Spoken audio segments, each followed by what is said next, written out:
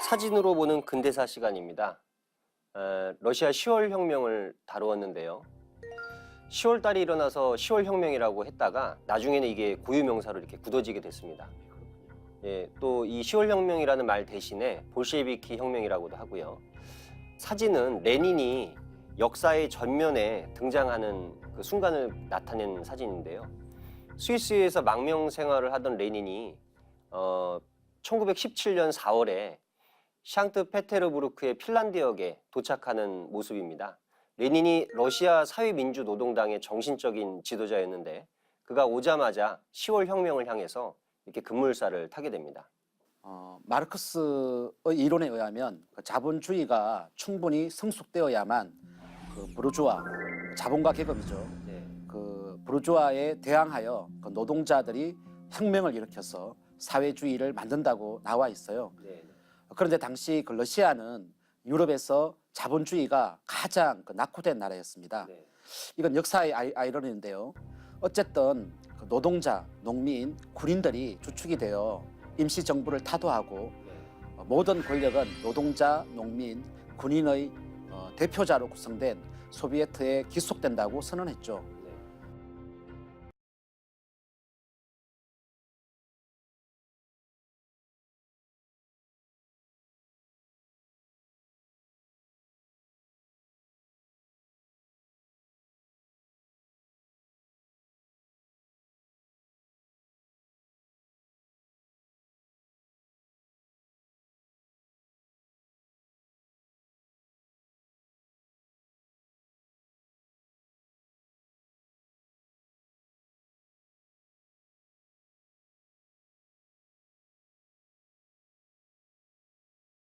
이후에 이제 사적 소유를 없애고 생산 수단을 국유화하고 중앙 계획 경제를 가동하게 됩니다. 네. 이로써 인류 역사 최초로 마르크스주의를 현실 역사에 실현한 정부가 탄생하게 됩니다. 이게 러시아 내에서만 국한된 일이 아니라 20세기에 걸쳐서 전 세계로 10월 혁명이 수출되었다잖아요. 네. 그래서 1917년의 10월 혁명을 세계사의 대사건이라고 할 수 있습니다. 네, 그렇죠. 자, 먼저 그 용어 정리를 좀 하면요. 사회주의, 소셜리즘과 공산주의는 보통 이제 혼용을 해서 쓰는데요. 이걸 또 이제 구분해서 쓸 때는 주로 이제 정치 체제를 얘기할 때는 사회주의 이렇게 표현을 하고요.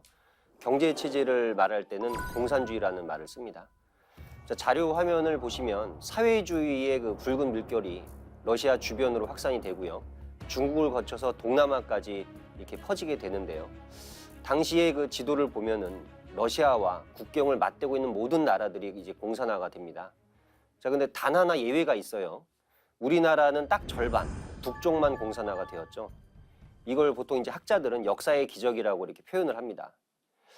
뭐 잘 아시는 것처럼 사회주의 국가에서는 사유재산을 부정하고요. 중앙 통제의 경제를 하기 때문에 경제의 비효율성을 공통적으로 겪을 수밖에 없죠. 우리가 이제 144쪽에 그 사진을 보시면 소련의 그 시민들이 상점 앞에서 이렇게 길게 줄을 서 있는데 뭐 80년대 사진입니다. 이게 소련의 대표적인 풍경이면서 또 모든 사회주의 국가의 대표적인 모습이기도 합니다. 예, 옆 145쪽을 보면요, 네. 사진이 있습니다. 사회주의가 이렇게 붕괴되는 사진인데요. 러시아 공화국 대통령 옐친이 탱크 위에서 쿠데타를 진압하는 그 모습입니다. 근데 그 옆에 그 탱크병이 손으로 얼굴을 감싸고 있죠. 소련 공산당의 그 몰락을 상징하는 그림이라 봅니다. 역사적인 사진이죠. 이미 이 사건 2달 전 6월 12일에 옐친이 러시아 공화국의 대통령으로 당선됩니다. 공산당을 탈당해서 공산당 일당 독재를 부정하는 사람이 대통령이 된 것 자체가 마르크주의가 무너진 것이라고 봐야죠. 사회주의 종주국 러시아에서 스스로 사회주의를 포기한 겁니다. 네. 그래서 그해 12월에는 소련 연방이 완전 해체되어 버립니다. 네. 수호사님, 격동의 20세기 역사를 어떻게 봐야 할까요?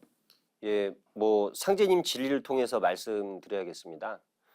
도전의 2편 13장에 보면은요. 상제님께서 신축년 이후로는 내가 친히 다스리느니라 이렇게 말씀하셨습니다.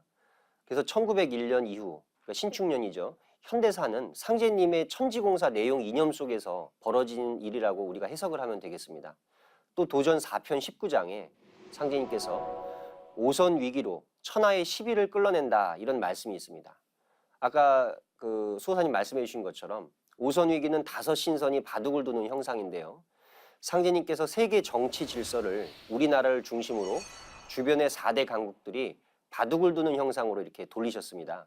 시비를 끌어낸다 이런 말씀대로 오선위기 판에서 세계의 그 정치 이념들이 싸움을 하게 됩니다.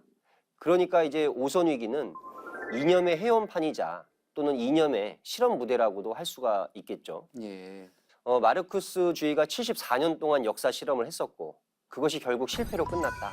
그거는 사실 상제님께서 기운을 거두셨다. 이렇게 해석을 하면 될 것 같습니다. 예. 원래 사회주의가 그 분배의 정의를 실현해서 평등한 세상을 만들고자 하는 이념인데 대세로 보면 실패를 한 겁니다.